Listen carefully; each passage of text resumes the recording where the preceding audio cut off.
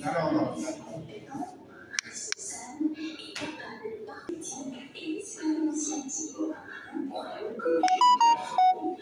C'est vrai. Également créer des opportunités pour lui-même et pour les autres. Durant cette visite, nous vous invitons à découvrir nos ateliers et espaces de formation, les projets réalisés par les apprenants, notre vision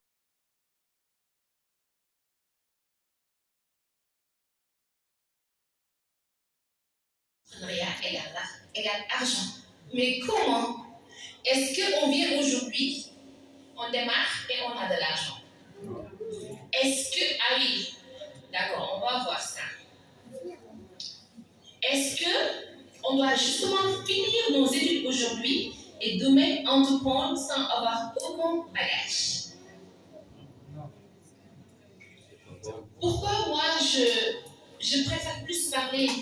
aux étudiants et aux élèves dans mes interventions? Parce que je fais partie des rares entrepreneurs qui encouragent l'éducation,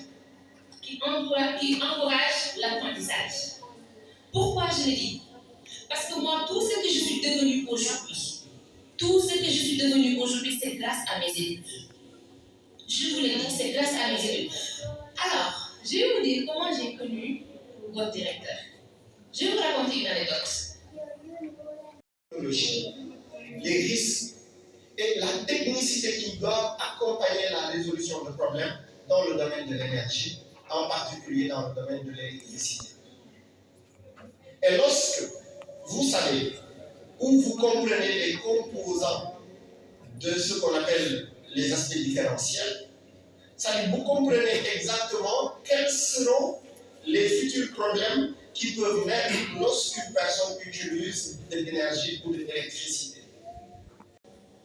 Pourquoi? Pour préserver la nature, pour préserver l'environnement, afin que des générations qui vont venir peut-être 100 ans ou 200 ans après, qu'ils puissent trouver des individus qui ont aujourd'hui protégé les questions relatives à la pollution. Et dans ce cas, en tant que futur ingénieur, c'est ce que je vous souhaite, il faudrait que nous puissions comprendre les autres qui sait se battre, il a eu à réussir ce que beaucoup. Donc, dans une journée ouvrable également, parce que, comme il l'a dit à l'entame de ses propos, il est agent de la Sahel comme moi, et il a coupé toutes ses activités pour venir animer ce panel. Avec Marem, voilà, donc Marem, vraiment je veux pas te remercier, parce que vous l'avez rappelé, depuis la classe de 6e, j'étais toujours premier et tu étais toujours derrière moi. Donc, et cette composition dont tu étais première, je pense que c'était la deuxième composition en classe de 6e. Voilà, donc je le rappelle également.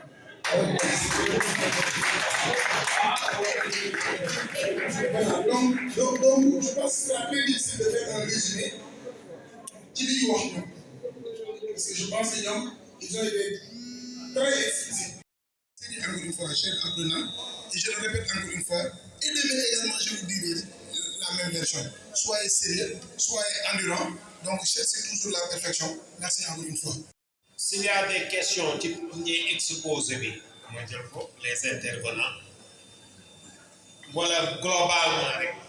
vous posez. monsieur Touba bu demoon aussi boobu après ñu ne publicité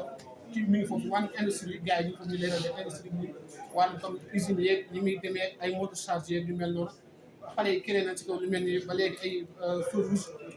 école bi gën a mën fi nga mën a créé feu rouge tey maam lu lépp xale yi mën nañ ko def mu nekk lu yomb la vraiment école bi dimbal leen si loolu bu demee si kaw lépp dina gën a incha allah comme loolu lañ bëgg a leer. En résumé daal li mu wax mooy que système mixte la c'est-à-dire am nañ fii système 12 volts am nañ fii système 220 donc yow client bi ak sa poche bu mën di toll soo ñëwee si ki nga xam ne mooy technicien solaire bi mën na defal conseil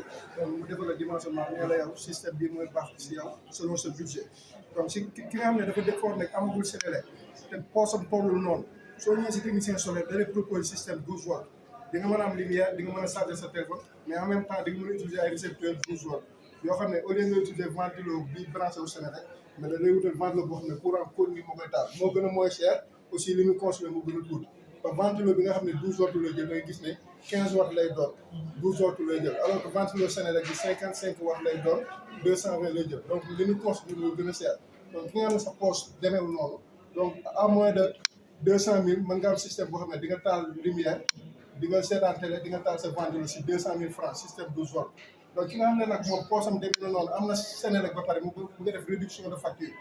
facture am seer na mu bëgg def réduction à 50%. Donc kooku mën nañu ko proposer système boo xam ne 220 lay doon mais day am onduleur boo xam ne bii onduleur simple la boo xam ne day daw génne 220 donc mën nga ko utiliser ak investisseur manuel boo xam ne soo soxlaa solaire dem 1 soo soxlaa Senelec dem 2 mais am na yeneen onduleurs yoo xam ne moo nouveau modèle yi nga xam ne ay onduleur hybride lay doon off grid on grid donc su dee hybride mooy onduleur boo xam ne mën a jël plusieurs sources yan sources mën na jël solaire mën na jël Senelec mën na jël groupe mën na jël éolien mën na jël leneen ak leen suuf si wutee lay mën a boole soo déggee ñëw hybride rek mooy onduleur bi mën na jël suuf si wutee mais benn si laale ak moromam donc soo déggee loolu nag léegi mooy yow mi nga xam ne am nga Senelec am nga possibilité am onduleur hybride sa kër nga wut ay panneau solaire puisque batterie moom moo seer si solaire donc mën nga investir nga wut panneau solaire wut onduleur hybride donc à partir de la journée donc nga def injection mooy lu panneau yi produire automatiquement day dem si kër gi à partir de 17 heures onduleur bi moom am na intelligence bi nga xam ne moom day gis ne solaire bi li muy produire doyekul donc automatiquement Senelec bi mooy doon priorité foofu donc sans batterie da ngay mën a am autonomie puisque gis nañ Sénégal tuuti di nga am 5 heures d'ensoleillement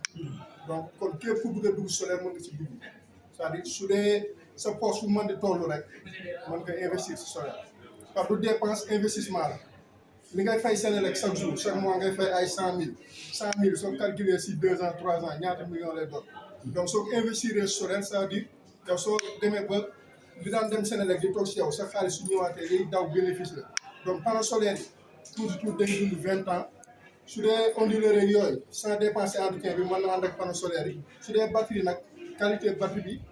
ak prix batterie bi day déterminer qualité batterie bi mais day déterminer durée de vie bi aussi technicien bu defee kii dimensionnement bu baaxul foofu aussi si batterie yi mën nga am problème mooy nga soxla benn batterie nga soxla 2 batteries mu defal la benn batterie donc benn batterie bi dina la defal autonomie une journée mais yow décharge beeg chargé quoi batterie yi moo ngi dee si nombre de cycles ni muy chargé di déchargé dañ naan la batterie bi 1000 cycles la su chargé woo 1000 fois déchargé wu 1000 fois batterie bi day dee donc ki nga xam ne dafa surdimensionné nga soxla woon benn batterie mu defal la 2 batteries donc foofu noonu da ngay gis ne say batterie du ñu déchargé wu donc cycle bi doo ko am par jour donc batterie boobu fi nga waxoon 5 ans lay dund jàpp ne mën nga koo économiser ba mu dem 10 ans donc batterie moo cher si solaire mais à part loolu képp ku pare pour investir si solaire mën nga si dugg léegi ni mu def bon am nañ ay batterie gel ni mu def nii pour lan dafa chargé wul wala bon nii panneau bi chargé wu nii batterie bi dafa bind nii mu signalé ni kii donc autonomie batterie bi moom mooy gérer ni instant bi waa fekk dañoo branché batterie bi rek amul ndër day kii rek mais li muy gis mën na ko joxe comme li muy asal donc fii système 12 volts la ñu am mooy ki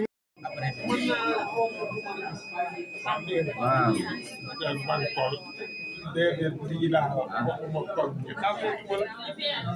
dangaa jiwu kon nii rek.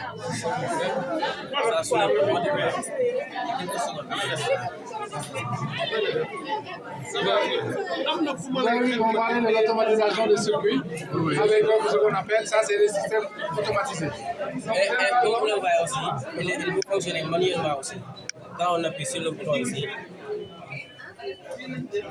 vous avez donc des fois, il y a rapido, il y a également la partie où on peut manuellement. Manuellement, c'est ça, il faut qu'on appuie et que la barrière soit rapido.